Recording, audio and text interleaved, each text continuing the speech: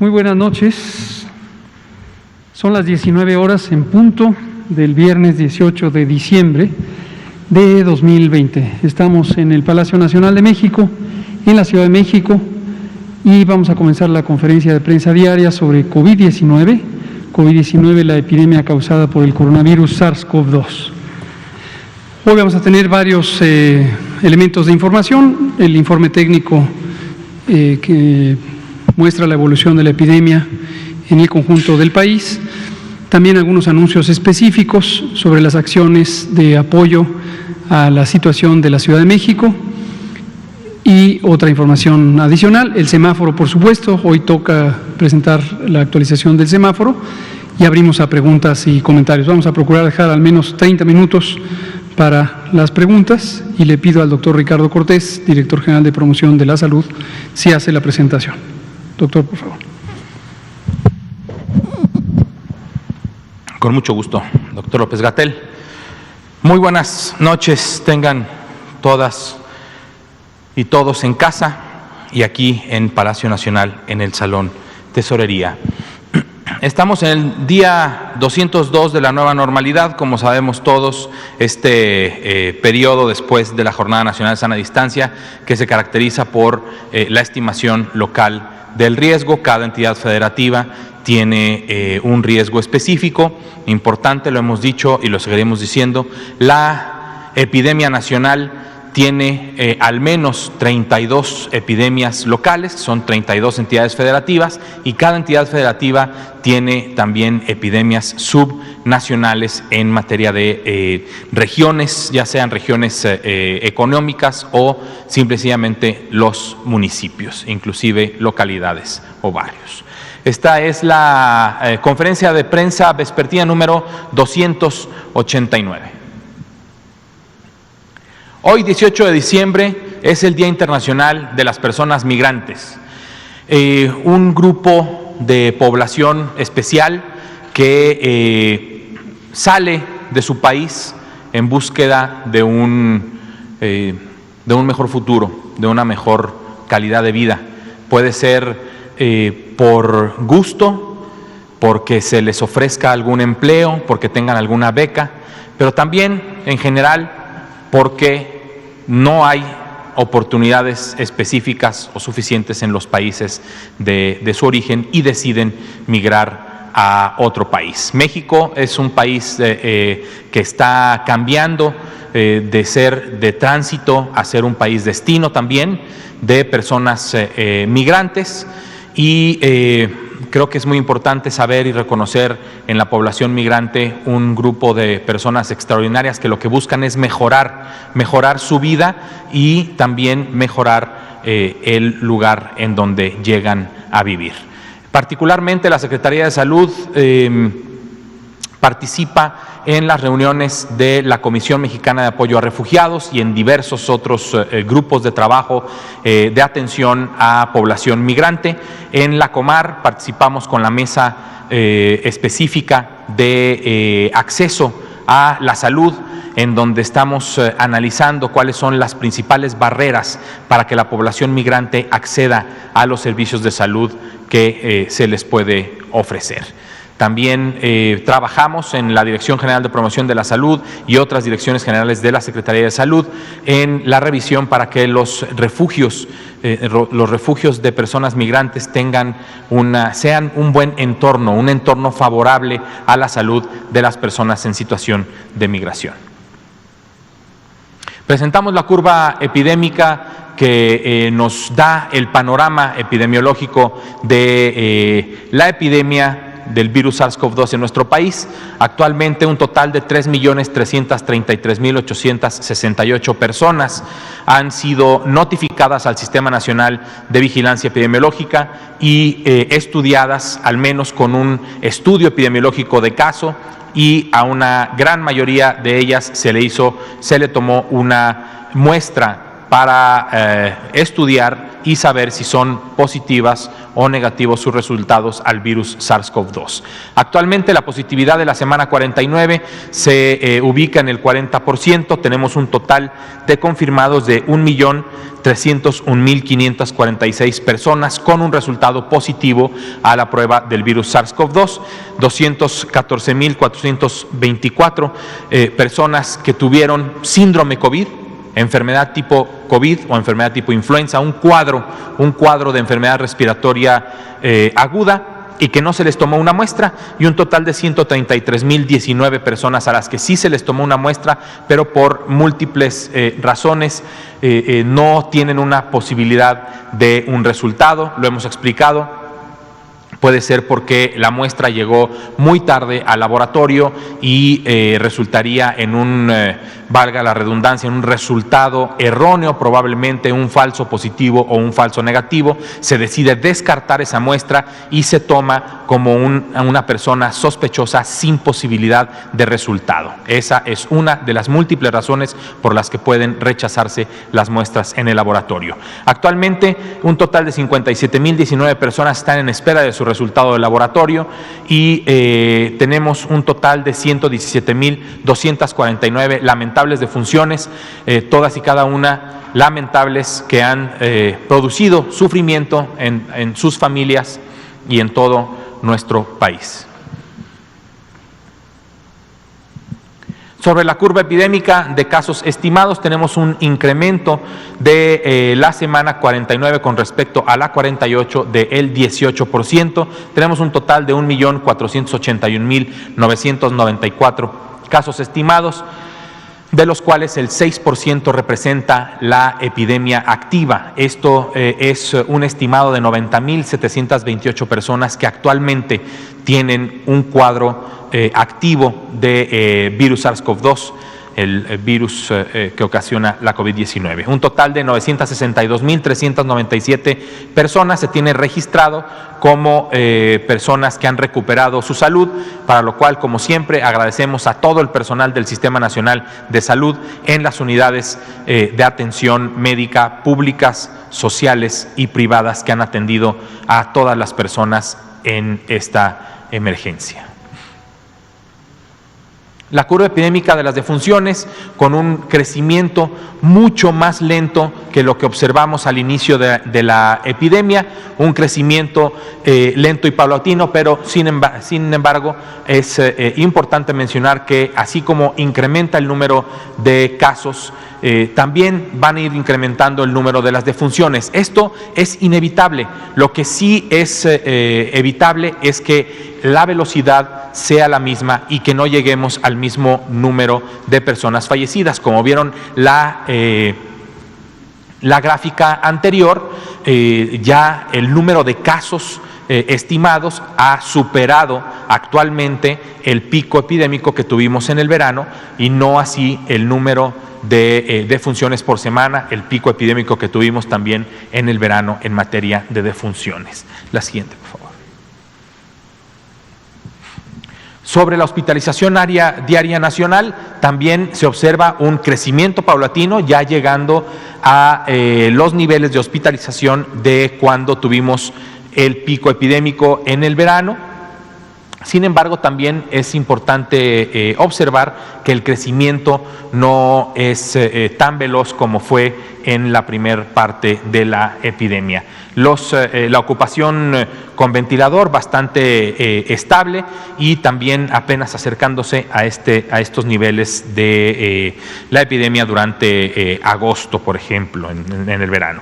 La ocupación total es del 43%, la ocupación de camas generales de personas con infección respiratoria aguda grave que no requieren de un respirador mecánico es del 45%, y del 38% para las camas que sí cuentan con un respirador mecánico y con el personal para atender a las personas que requieren de cuidados críticos. El semáforo de riesgo epidémico, como pueden observar, el país empieza a pintar más de naranja. Tenemos 3 entidades federativas en rojo, es el estado de Baja California y lo que anunciaron hoy en conferencia de prensa la jefa de gobierno de la Ciudad de México y el gobernador del Estado de México con el subsecretario López-Gatell, el Estado de México y la Ciudad de México también en rojo. Tenemos 24 entidades federativas en el color naranja, en el riesgo alto, riesgo epidémico alto, 3 entidades federativas en amarillo y 2 entidades federativas que continúan en el riesgo más bajo, en el menor riesgo posible. Sin embargo, como siempre lo repetimos, no es riesgo cero. Siempre hay actividad, la actividad es lo suficientemente baja para que el riesgo sea el más bajo posible. Un total de 6 entidades federativas son las que están dentro del rango, como explicamos sobre los rangos del verde, el amarillo, el naranja, el rojo. Todo es un rango y hay estimaciones bajas también dentro del mismo rango y altas. Estas 6 entidades federativas son las que dentro del riesgo naranja son las que tienen las calificaciones o las estimaciones más altas, por lo tanto, con un riesgo mayor de regresar al color rojo.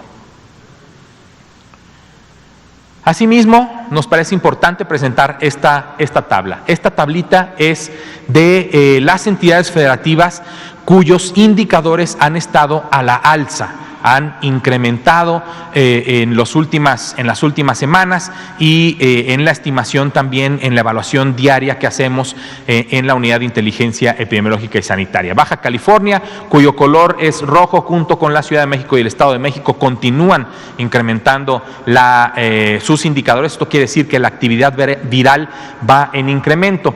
Colima, Guerrero, Hidalgo, Morelos, Oaxaca, Puebla, Tabasco, Tlaxcala y Veracruz. Como pueden observar, también está Veracruz aquí, que incrementó su riesgo de estar en el nivel verde al nivel naranja. Algo que también es importante y siempre lo decimos aquí es la atención que debe tener la población a las autoridades locales, a las autoridades sanitarias locales, lo que diga el gobierno del estado.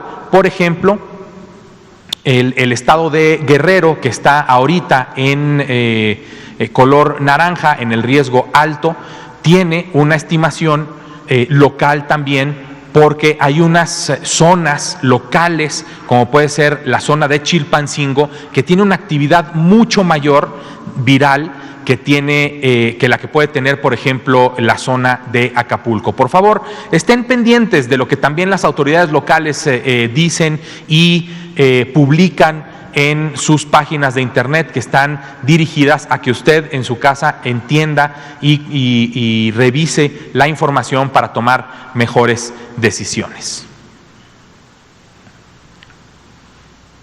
Ciudad de México, armado del hospital móvil. Aquí una imagen de uno de los esfuerzos que se está haciendo para incrementar la capacidad hospitalaria en la Ciudad de México a través de hospitales móviles. Esta estrategia ya ha funcionado en el estado de Chihuahua, también en el estado de Guerrero y en el estado de Baja California, y entonces ahorita en la Ciudad de México se están instalando también este hospital móvil. Como siempre, como desde hace algunos días, esta imagen que es muy importante para que todos y todas la tengamos bien en mente. Nuestras heroínas y nuestros héroes están exhaustos, están cansados, están muy cansados, han perdido a sus amigos, a sus amigas, han perdido a sus colegas de trabajo, a sus compañeras y compañeros de trabajo. Evitar el colapso de nuestros hospitales está en nuestras manos. Lavado de manos, sana distancia, uso de cubrebocas, etiqueta respiratoria y sobre todo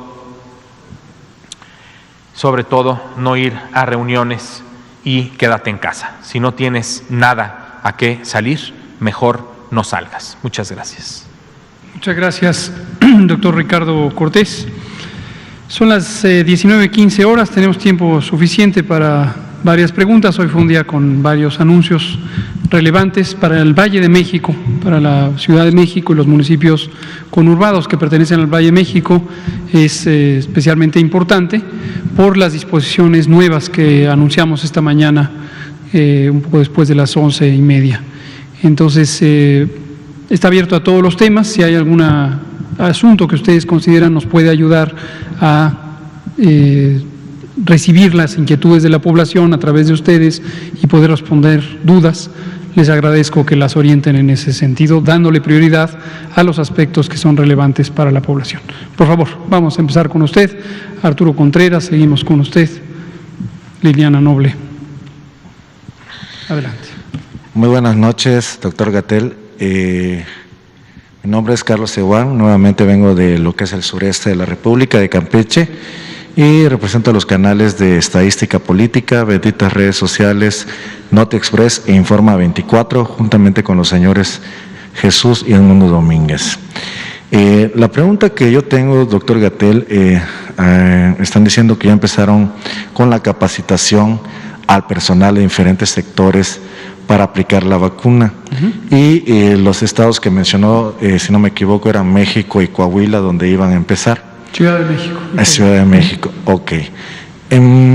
Ahora, nuestra pregunta y también una inquietud por la población que a veces pues se acerca a nosotros es ¿qué protocolos o con base en qué van a seguir los siguientes estados a aplicarse la vacuna? O si ya tienen la lista para poder darla a la población, porque mucha población está preguntando, ¿y quiénes siguen? ¿Quiénes nos toca? Y qué, como repito, con base en qué, si es por el número de positivos de COVID, si es por la densidad de la población de la ciudad o el estado, ¿en base a qué? Muchas gracias por su pregunta.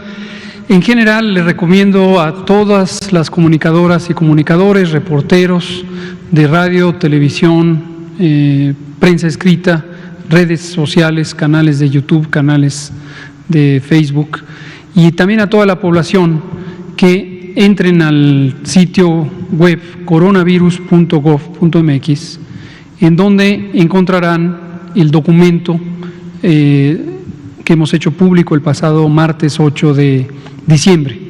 En este documento, es más, si podemos poner, y aquí el doctor Cortés orienta, podemos mostrar cómo pueden llegar al documento. La intención de hacer público el documento es precisamente para que todo el mundo tuviera familiaridad de varios conceptos, de varias ideas fundamentales para la población. La primera es la vacuna contra COVID, o más formalmente dicha, contra el virus SARS-CoV-2 para prevenir COVID-19. En México se va a utilizar en un esquema de vacunación universal. Universal es toda la población del país.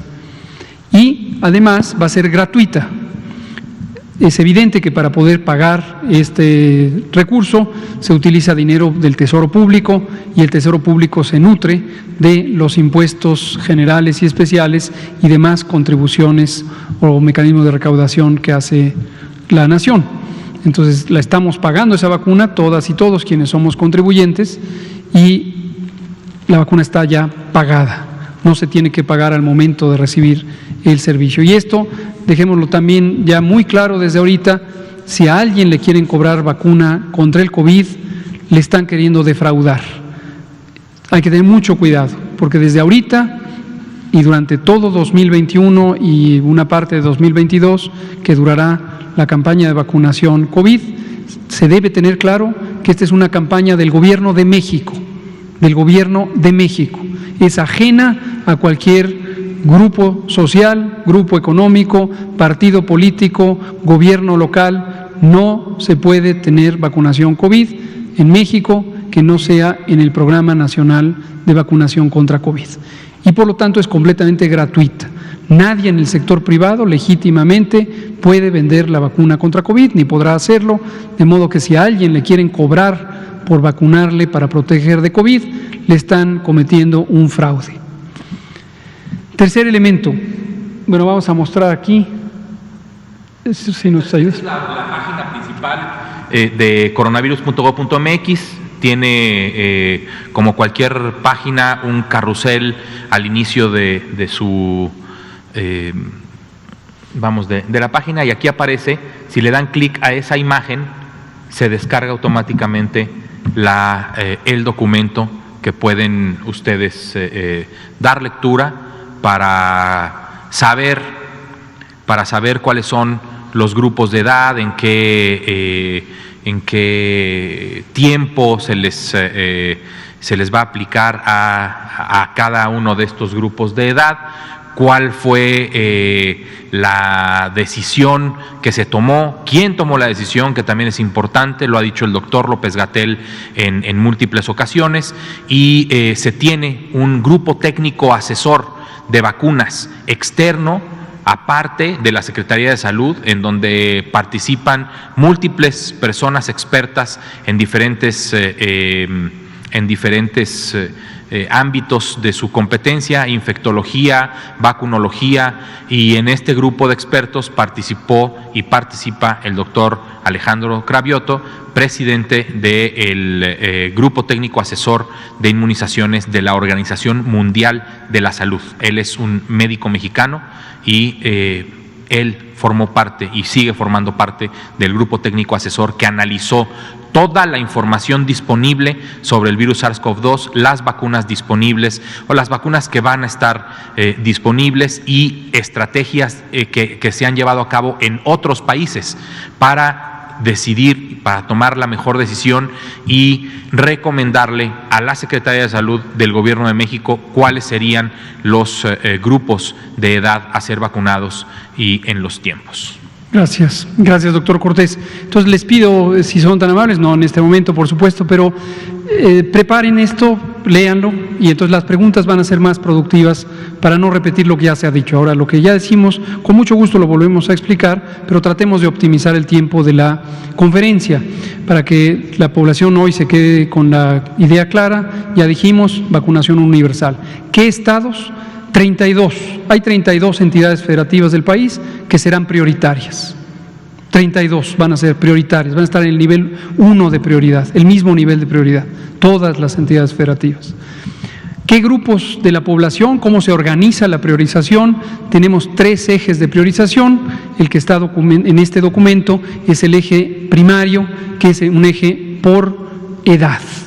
La edad es una condición biológica que determina mucho del riesgo de complicaciones y el riesgo de mortalidad por COVID, y en México, al igual que lo ha recomendado la Organización Mundial de la Salud, y igual que lo hacen muchos países, además de México, es el eje fundamental de prioridad.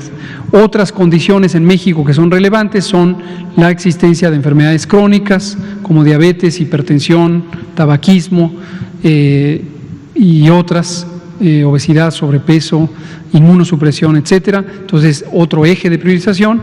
Y un tercer eje de priorización es la dinámica de la propia epidemia, que no siempre llevará a que en los sitios de mayor transmisión sean los prioritarios de vacunar. También puede pasar algo complementario, que es en los sitios donde ya hay un buen grado de control, puede ser estratégico hacer una intervención selectiva de anticipación de la vacunación en ciertos grupos poblacionales determinados por su ocupación, de la que deriva además su grado de exposición a el virus SARS-CoV-2, y eso se va a ir manejando de manera dinámica y con absoluta transparencia. Otra duda que ha surgido es si en el sector privado se venderá la vacuna. La respuesta clara y precisa y contundente es no. La vacuna no estará a la venta en México. La vacuna será solo administrada por parte del gobierno. Otra duda, o más bien pareciera una desinformación absoluta que he visto en algunos comentaristas, columnistas de la prensa escrita, es suponer que no existe una contratación de las vacunas. Se ha contratado, como lo hemos explicado en innumerables ocasiones, en la conferencia matutina sobre todo, el canciller Ebrard lo ha platicado, nosotros también lo hemos explicado. Tenemos contratación con un mecanismo que organiza la Organización Mundial de la Salud, que se llama COVAX, donde se han contratado hasta 51 millones de dosis por el momento, y eso se podrá ampliar conforme los distintos países vayan teniendo distribución de vacunas, dado que es un esquema solidario. Por ahora esos 51 millones son suficientes para cubrir al 20% de la población mexicana. Además tenemos contratos ya establecidos con AstraZeneca por 71.2 millones de dosis, con Pfizer hasta por 34.4 millones de dosis y con CanSino hasta por 35 millones de dosis. Está en proceso de análisis y formalización un contrato con Janssen hasta por 22 millones de dosis. Muchas gracias. Arturo Contreras, pie de página, y usted. Gracias, buenas noches, Arturo Contreras de Pie de Página. En el mensaje de la mañana usted mencionaba una inercia en los casos, ¿no? Y que después de llamar al reconfinamiento, ¿no?, a guardar esta sana distancia de nuevo, podía seguir esta inercia. Entonces la pregunta es, ¿cómo se está ampliando el sistema? Ya nos comparten hoy que están construyendo un hospital móvil en la Ciudad de México. Anteriormente nos habían dicho del arribo de 133 médicos de Campeche y de Chiapas, Veracruz, creo, ¿no? Y que después iban a venir otros 133 de San Luis Potosí. Entonces no sé si se están haciendo, si se está continuando la elaboración de la reconversión hospitalaria, ¿no? ¿Cómo se está avanzando en esto? ¿Y hasta cuándo se espera? ¿De qué tamaño tendría que ser la reampliación para dar capacidad al aumento que viene, ¿no?, o a lo que nos enfrentamos en estos últimos días? Cómo no, muchas gracias, Arturo, muy importante esta pregunta. Voy a hablar del Valle de México en su conjunto, Ciudad de México más la zona conurbada en el Estado de México. El fenómeno al que hace referencia Arturo Contreras de Pie de Página es un fenómeno que hemos explicado en ocasiones anteriores, que está técnicamente definido en la epidemiología científica y se llama momento poblacional de transmisión. ¿Qué quiere decir en términos llanos? Es la inercia que tiene una epidemia, y la inercia es la tendencia a continuar en la misma trayectoria, es decir, en ascenso, en este caso, una vez que ha empezado.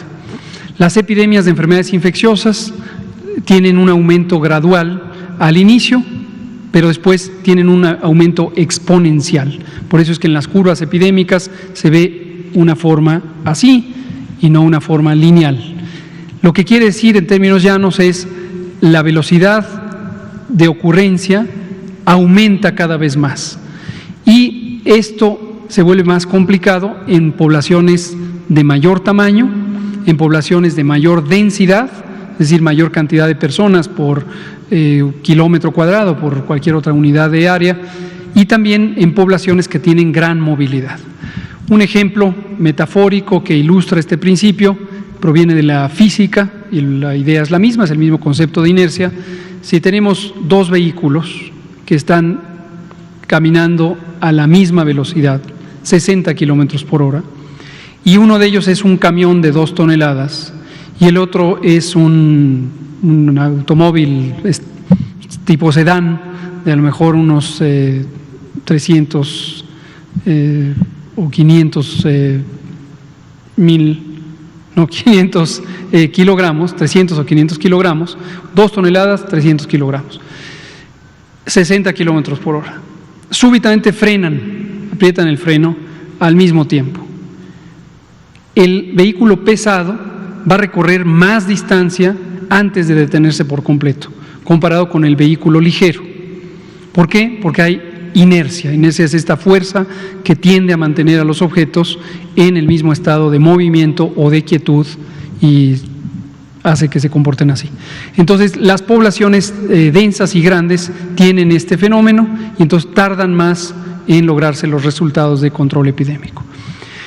Llevamos varias semanas, 3 y media, casi 4, trabajando en conjunto con el Gobierno de la Ciudad de México y con el Gobierno del Estado de México.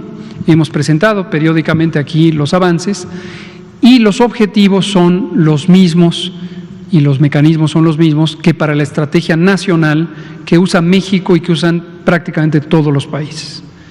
Componente A, disminuir los contagios. Es el famoso aplanamiento de la curva del que hemos hablado extensamente. Lo que interesa es que la cantidad de contagios y por lo tanto personas enfermas y por lo tanto personas hospitalizadas y por lo tanto defunciones sean menos en cada día con respecto a lo que podrían ser si no se hiciera una intervención. ¿Cuáles son las intervenciones? Las decimos todos los días: sana distancia individual, sana distancia colectiva, es decir, quédate en casa, uso de mecanismos de barrera como el cubrebocas, lavarse las manos, acudir prontamente a detección, ampliar la detección basada en los casos sintomáticos, etcétera. Esto lo que logra es que haya menos casos por día, y la meta es que haya menos casos hospitalizados con respecto a las camas disponibles. Y del otro lado, el componente B es ampliar esa cantidad de camas. Cuando decimos camas, no es solo el mueble físico en el que se alojan las personas, sino es el personal de salud, los ventiladores, las bombas de infusión, los diversos medicamentos e insumos, la inhaloterapia, la corriente eléctrica, el circuito de oxígeno y de aire y de otros gases medicinales, etcétera, etcétera, etcétera. Es una labor muy grande, muy costosa y que lleva sus tiempos. Entonces, por eso, desde hace prácticamente un mes, hemos estado haciendo reconversiones hospitalarias. En la Ciudad de México o en el Valle de México, el punto máximo previo de la epidemia ocurrió en mayo, tal como en su momento hicimos una predicción matemática al respecto y lo presentamos. Después de mayo empezó a descender la curva epidémica y hasta la primera semana de octubre, como ocurrió en otros estados del país, empezó un cambio de trayectoria donde empezó a aumentar. Tal como lo acaba de presentar el doctor Cortés, también en la Ciudad de México los casos, las hospitalizaciones han superado lo que teníamos en el punto máximo de mayo. Cuando llegamos al punto máximo de mayo, voy a dar números gruesos, llegamos a tener 8,200 camas necesarias disponibles y llegamos a una ocupación máxima cercana al 80%, nunca se rebasó el 80%, pero estaban disponibles 8,200, 8,400 camas. En este momento estimamos que por la trayectoria y la velocidad de cambio de la epidemia podríamos llegar a necesitar 9,600, es decir, un poco más que lo que necesitamos en mayo.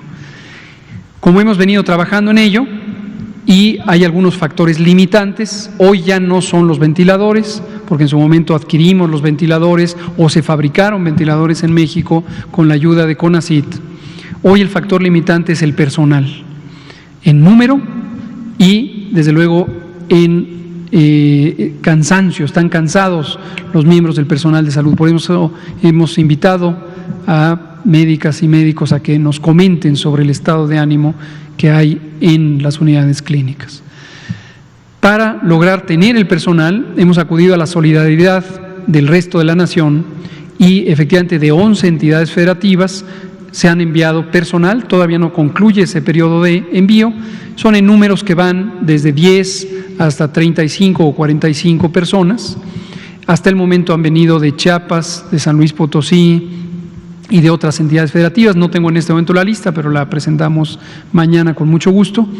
Y seguirán viniendo en tanto que sea posible, porque no haya aumentos de la epidemia en sus sitios de origen. Y esto lo vamos a seguir haciendo hasta alcanzar esta meta de 9,600 camas, pero ya hoy establecimos, o establecieron más exactamente las autoridades sanitarias locales, la jefa de gobierno de la Ciudad de México, el gobernador del Estado de México, establecieron disposiciones específicas para disminuir los contagios con el modelo de trabajo que sigue la estrategia nacional y que siguen la gran mayoría, si no es que todas, las estrategias nacionales de mitigación. Muchas gracias. Por favor. Gracias, buenas tardes. Sobre las medidas que se anunciaron hoy, ¿de qué manera alcanzan al transporte terrestre y a las aerolíneas sobre estos días que se van a tomar de restricciones, sobre todo para los viajes de negocios y de placer en esta temporada decembrina que hay un alza importante? Y sobre qué programa o cuál va a ser la ruta que se va a tomar sobre las personas y negocios que alcanzan estas restricciones y que dependen exclusivamente pues de lo económico. ¿Cómo van a orientarlos a que no abran sus negocios, a que se queden en casa y no se pueda presentar un fenómeno de que puedan operar de manera clandestina? Las sanciones, ¿cuál va a ser como este esquema en estos días, por favor? Muchas gracias. Esto es muy importante también de clarificarlo. Sobre las acciones específicas, les pido sean tan amables de acudir a las publicaciones de las gacetas oficiales del Gobierno de la Ciudad de México y del Gobierno del Estado de México. En este momento me informan ya han sido publicadas, al menos la de la Ciudad de México. Hay un video y una página web de la jefa de Gobierno de la Ciudad de México que explica puntualmente las distintas acciones. Lo mismo estará ocurriendo seguramente ya en el Estado de México.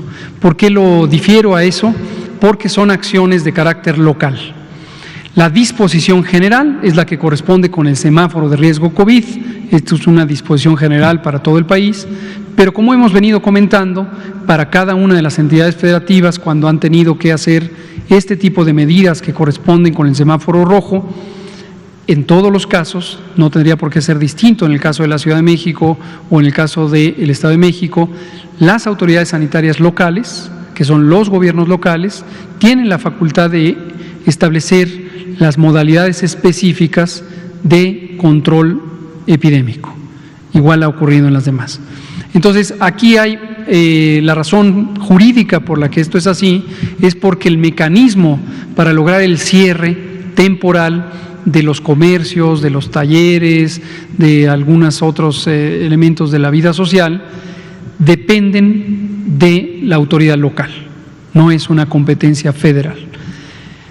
En términos generales, puedo comentar, es lo que decíamos esta misma mañana en la conferencia de prensa, debe quedar la idea de que en la Ciudad de México y en el Estado de México, simultáneamente y a partir de mañana, sábado 19 de diciembre, y hasta el lunes 10 de enero de 2021, se suspenden todas las actividades de la vida pública, todas, excepto aquellas que han sido identificadas como actividades esenciales.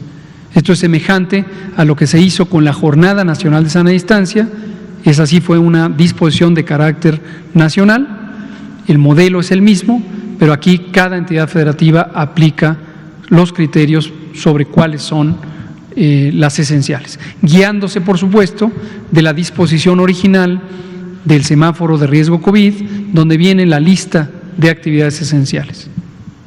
Muchas gracias. Por favor, estaba Liliana Noble, y después usted, después usted y después usted. Son las 19:37, da tiempo. Buenas noches, Liliana Noble de Pulso Saludable. Doctor Gatell, se publicó recientemente, bueno, más bien hoy, un estudio, me voy a permitir leer el nombre de la investigadora para no equivocarme, del Instituto Nacional de Salud y Bienestar de Filipinas. La investigadora a cargo es Merit Melin, y estudiaron a 867 pacientes que ya sufrieron COVID, y de estos 792, que más o menos es como el 89%, algo así, resulta que han tenido anticuerpos durante 6 meses y algunos hasta más tiempo. Mi pregunta es, ¿cómo hacen o cómo van a darse cuenta en estudios comparativos, o no sé si hicieran algún tipo de metaanálisis entre los estudios que hacen de este tipo para ver los anticuerpos versus la vacuna y determinar cuál es la duración o la prolongación, no sé si de la misma enfermedad como tal, que te pudiera proteger estos anticuerpos, o la efectividad de la vacuna a largo plazo? ¿Esto se puede lograr? No sé si me expliqué. Sí, muchas gracias, Liliana. Efectivamente, la idea general es, ya sea por infección natural, por el virus SARS-CoV-2, ya sea por vacunación en vacunas específicas contra el virus SARS-CoV-2 causante de COVID-19, la consecuencia esperada es que el organismo humano desarrolle una respuesta inmune, una respuesta de defensa. La respuesta inmune es un fenómeno muy complejo, pero gruesamente incluye 2 componentes. La primera es la activación de ciertas células especializadas, genéricamente se les conoce como los glóbulos blancos, hay muchos tipos de glóbulo blanco, y algunos de estos tipos de glóbulo blanco fabrican anticuerpos, y es el segundo componente de la respuesta inmune, en términos muy básicos. Los anticuerpos son sustancias que están en la sangre, que son fabricadas por estos glóbulos blancos, un tipo específico, los linfocitos B, y lo que hacen es neutralizar o inactivar a el virus SARS-CoV-2.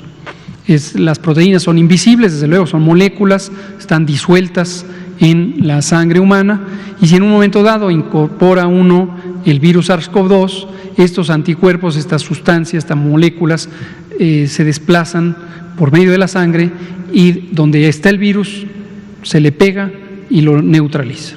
Términos muy básicos.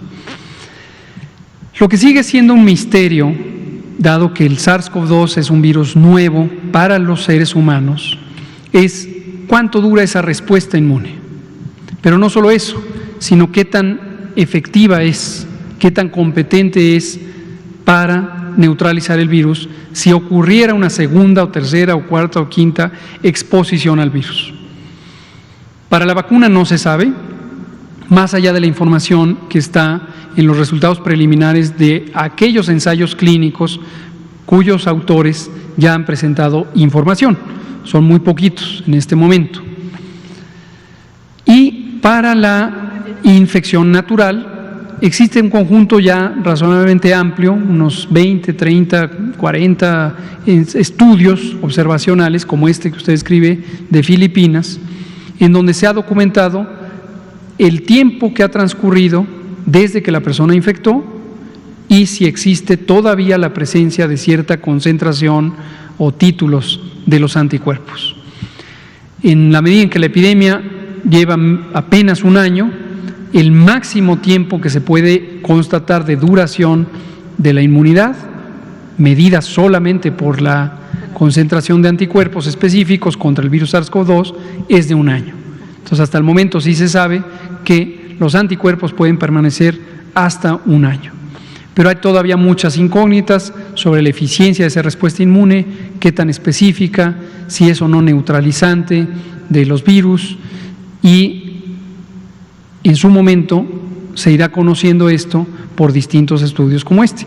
Y efectivamente hay una clase de estudios, como señala Liliana Noble, de Pulso Saludable, que se llaman metaanálisis, en donde los grupos de investigación integran la información de múltiples estudios y hay ciertas técnicas estadísticas para integrar la información y hacer inferencias del conjunto de los estudios y ya no solo de un estudio en aislamiento.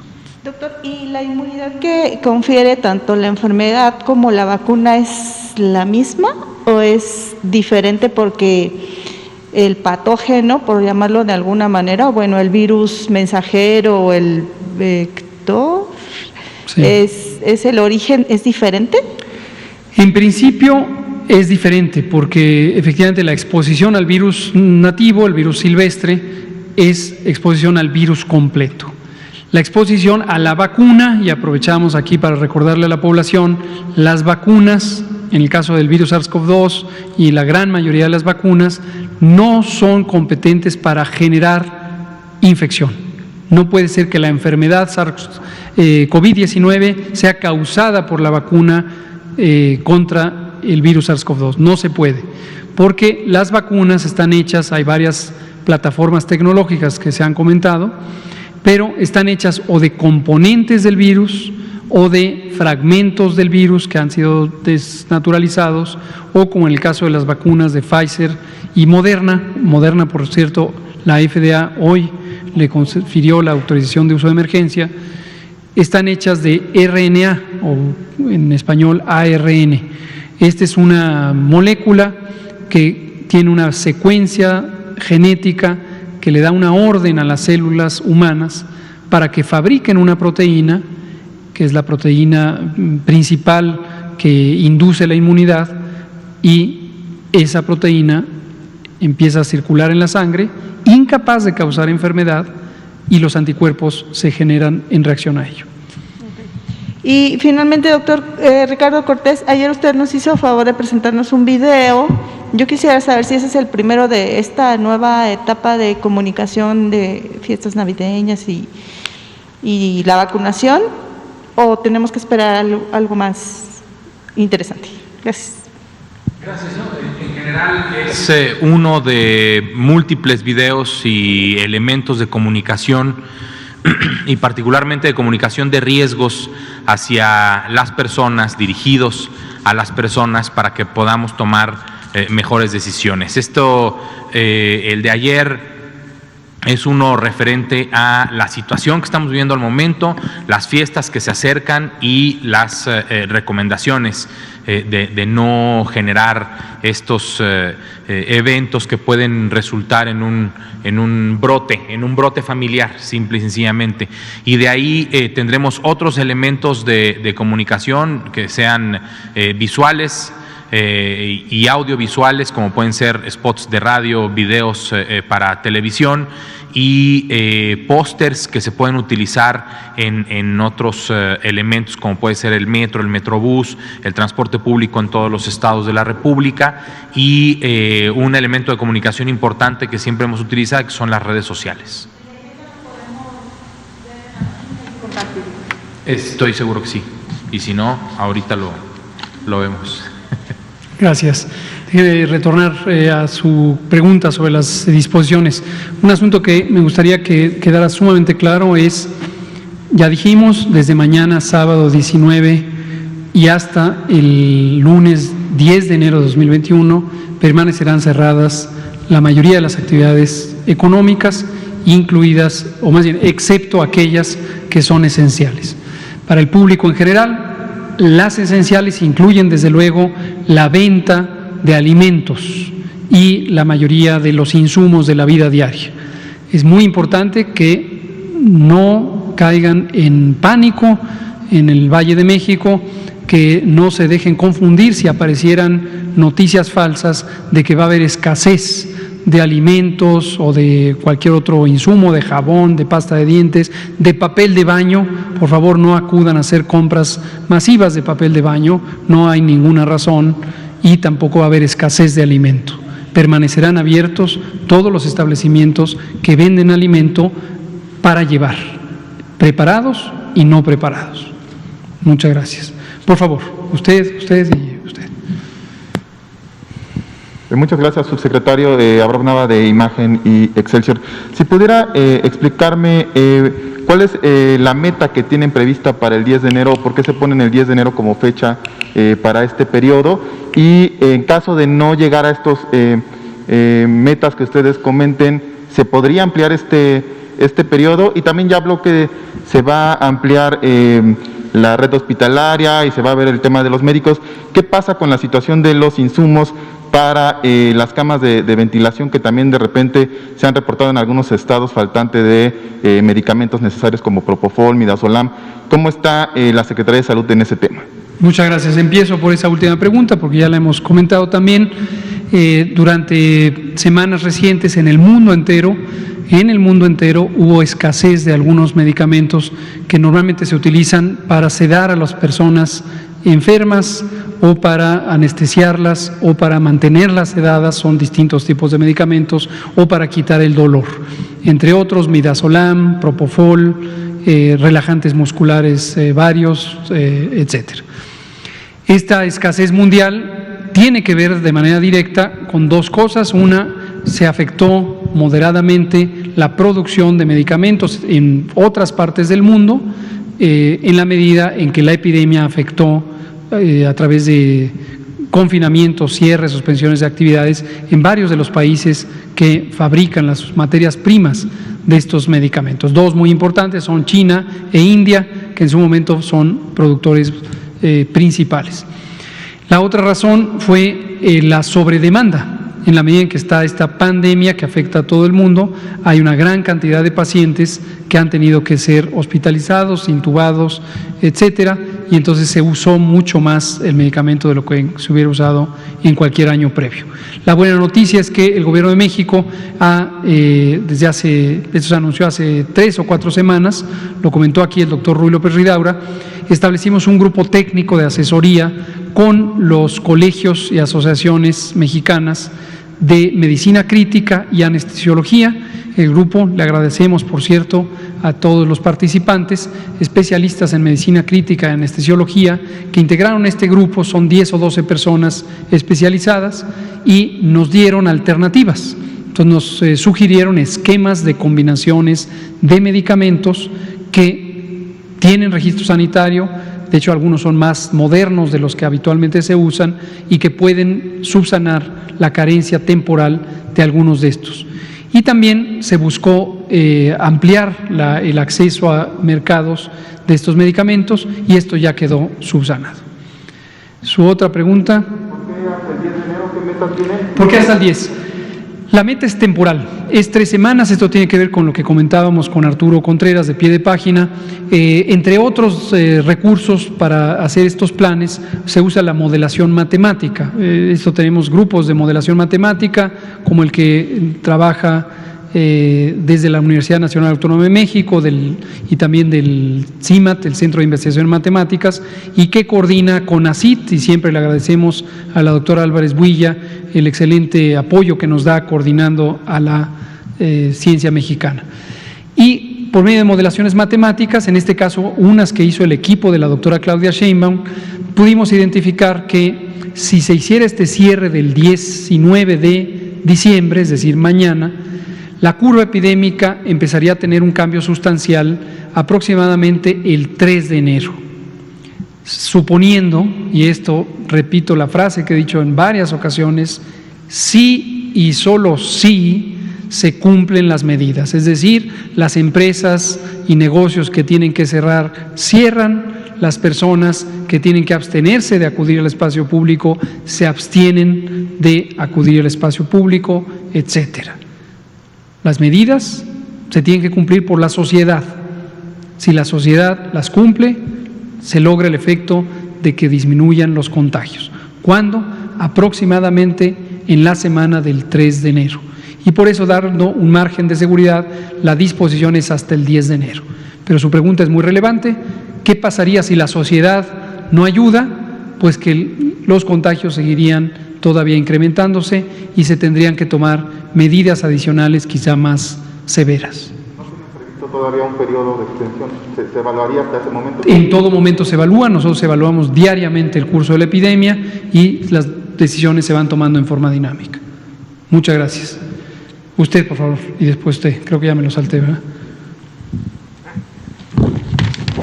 Gracias, buenas noches. Mi nombre es María Luisa Estrada, soy del estado de Jalisco y del canal La Grillotina Política y Luis el Republicano de Texas. Son 2 preguntas solamente. La primera, está saltando mucho la duda cuando usted menciona, perdone, es que hablar y con el cubrebocas se va al aire.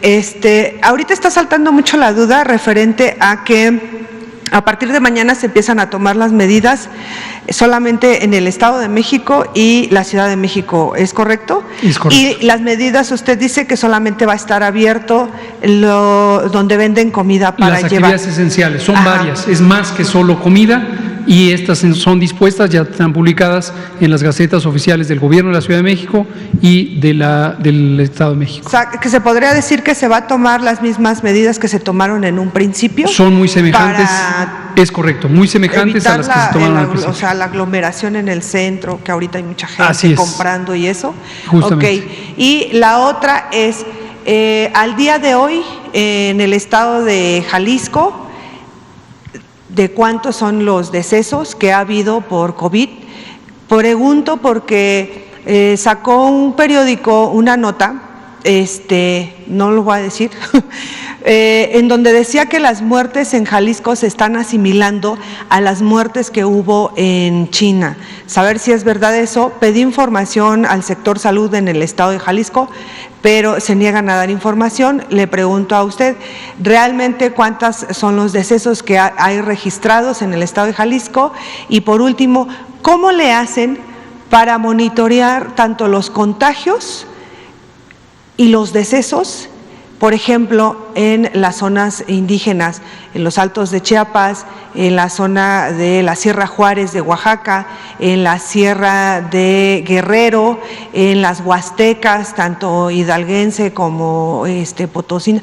¿Cómo es la manera en que el gobierno federal tiene registrado contagios, decesos, recuperaciones, pero específicamente en zonas indígenas? Con mucho gusto. Muchas gracias. Hemos hablado muchas veces de zonas indígenas y de los mecanismos que tiene el gobierno, no solo para monitorear, sino para asistir a las zonas indígenas.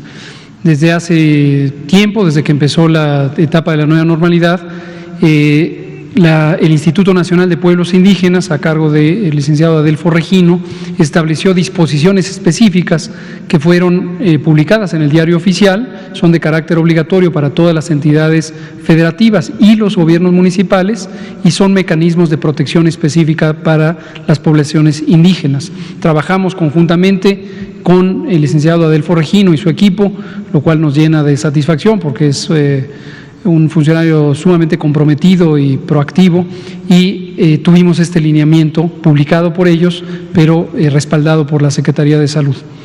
Respecto al monitoreo, es una función del Sistema Nacional de Vigilancia Epidemiológica que cubre a todo el territorio. Las personas informantes primarias son funcionarios locales. La información, lo volvemos a decir, creo que ya todo el mundo lo sabe, pero a veces pudiera olvidarse. Lo que se publica aquí, lo que se presenta aquí y en los diversos mecanismos de información, los boletines, los tableros de control, la información que tiene CONACYT, la que proporciona el INEGI, proviene de la Secretaría de Salud, la generan localmente. Las autoridades sanitarias, es decir, gobiernos estatales, son legalmente responsables de que esa información sea oportuna, veraz y de calidad, y de que sea depositada en los canales específicos que establece el gobierno federal. Y son las plataformas informáticas que presentamos la información aquí, nosotros la analizamos, y también que publicamos todos los días como datos abiertos. Sobre las zonas indígenas, son parte del territorio nacional, tienen también jurisdicción las autoridades nacionales, estatales y municipales respecto a estos componentes del territorio y de la población, y los distintos mecanismos de los servicios de salud, es decir, las unidades médicas y de extensión de la atención médica que hay en las comunidades indígenas, también son fuentes de información. Durante la epidemia, además, hemos tenido un mecanismo adicional muy útil, del que ya hemos hablado también, que es la Procuraduría Agraria. El procurador agrario, Luis Hernández Palacios, ha colaborado de manera formidable con nosotros, y fue a propuesta de él y su equipo, nos puso a disposición lo que llamamos inteligencia operativa de campo en los núcleos agrarios. Los núcleos agrarios son las demarcaciones territoriales que organiza la Procuraduría Agraria, que está sectorizada en la Secretaría de Desarrollo Urbano y Territorial y Ordenamiento Territorial, y nos nutre de información en tiempo real. Y esta, desde hace varios meses, también la integramos en mecanismos de inteligencia, de análisis, que nos permiten monitorear. Un tercer componente es la Protección Civil, la Coordinación General de Protección Civil, a través de sus unidades estatales y municipales, también colecta información en tiempo real sobre lo que ocurre en todos los municipios, incluyendo desde luego aquellos que tienen población mayoritariamente indígena. Entonces, el territorio completo está en vigilancia epidemiológica. Esto es contrario también a lo que algunas personas desinformadas periódicamente han dicho, que solo hay un sistema Centinela con 400 unidades y que entonces no es posible monitorear el territorio. Tenemos múltiples mecanismos de información que nos permiten saber lo que ocurre en el territorio. Sí, con todo respeto, pero no me contestó la pregunta de Jalisco porque… No se la voy a contestar. Le voy a invitar a que use los recursos, si son tan amables de poner, por favor, coronavirus.gov.mx. Y ahí usted verá una parte que ahorita el doctor Ricardo Cortés mostrará cómo se llega a ella, donde existen todos los informes epidemiológicos, y también hay tableros de control, y hay mapas, y hay gráficas de todas las entidades federativas. Hay un mapa municipal Usen los recursos, úsenlos, por favor, gócenlos. Perfecto, si, ¿cómo se llama? Si el gobierno estatal se sabe que no está... No se preocupe, aquí están. Aquí lo va a ver usted. En datos. Mire, si nos vamos a datos. Para ir al tablero general de CONACYT. Tablero general de CONACYT. Aquí está la información. Ahí está el semáforo epidemiológico, este se actualizará, este es el corte previo, a partir de hoy se actualiza, ciérrenlo por favor. Allí. Mire usted qué bonito. Ahí están todos los datos, hay un mapa, hay gráficas, son interactivos, usted le pica el estado de Jalisco y ahí viene y le va seleccionando las distintas pestañas y usted va a ver por municipio, que ahí dice confirmados, negativos, sospechosos, defunciones, 5.468, recuperados, activos, etcétera. Para las 32 entidades, para los más de 2.400 municipios. Vamos a dar la última pregunta, nos queda literalmente 32 segundos. Muchas gracias, doctor Gatell. Mi nombre es Alfonso Virués, de Icaria Films, Viruela Media en YouTube. Doctor Gatell, bueno, antes de formular mi pregunta, me gustaría hacer una breve exposición. Yo tengo pues gente muy cercana que se infectó de COVID en el mes de septiembre y bueno, cumplieron su cuarentena, estuvieron 20 días encerrados hasta que se recuperaron. Ahorita, pues unos meses después, presentan pues algunos padecimientos, tienen dificultad para respirar. También no han recuperado del todo olfato y gusto, porque sabemos que pues esta enfermedad pues parecía que los aniquila, ¿no? Entonces, no sé qué información usted nos pueda dar sobre las secuelas de COVID, porque hay mucha desinformación al respecto. Mucha gente pues se mete al internet, ¿no? A investigar y bueno, se habla de fibrosis, ¿no? Y luego mucha gente se espanta porque asocia fibrosis a fibrosis quística y entonces tiene mucho miedo. O también se puede encontrar bueno, páginas ya muy amarillistas que lo asocian al cáncer, ¿no? Entonces, no sé cuál es la información fidedigna que ahorita tenga y también qué tan graves son las secuelas y si requieren atención médica, con quién acudir. Eso sería mi pregunta. Muchísimas gracias. Muchas gracias. Esta es una pregunta que nos han hecho repetidamente en esta conferencia de prensa y hemos comentado. Efectivamente, COVID-19 es una enfermedad compleja. El daño más característico es al aparato respiratorio y en particular al tejido pulmonar, y las secuelas también, por lo tanto, son más frecuentes aquellas que dependen del daño que causan a los pulmones. Pero se han descrito una gran cantidad de daños en otros órganos, desde el encéfalo, el páncreas, el hígado, los riñones, otras componentes del aparato digestivo, etcétera. Y la mayoría de las otras afectaciones, afortunadamente, son raras en sentido de infrecuentes, poco frecuentes, muy poco frecuentes. Sin embargo, existen.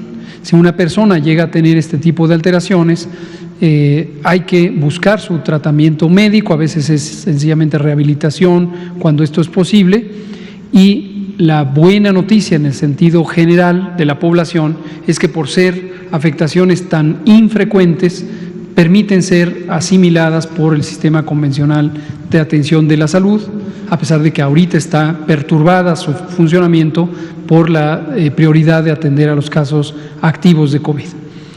Respecto a la afectación pulmonar crónica, las secuelas, efectivamente, el mecanismo de daño que causa COVID-19 depende fundamentalmente de la inflamación.